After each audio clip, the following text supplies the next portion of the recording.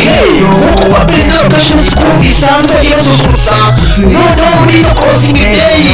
y'ingarukamwaka yabazaniye umurenge cyane wakunze kwita Gasongo abamotari bakunze kujya dutandukanye bakunze amahoro n'abandi benshi batandukanye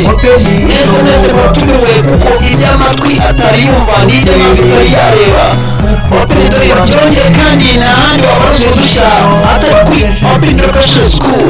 uko twose ni Open Education School ibigezweho byose ni Open Education School rero uzaze wihera amaso nawe utumiwe n'icyo ingarukamwaka gihoraho irebere ko ibinyabiziga bitambuka biguruka bigendera bisimbuka imisozi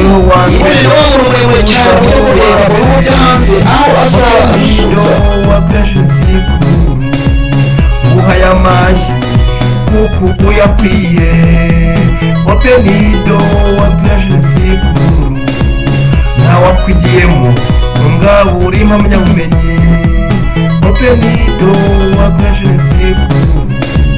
uburezi utanga nibwo bw'ejo hacu openido wa plashensiku abana twese tuguhaye amashyi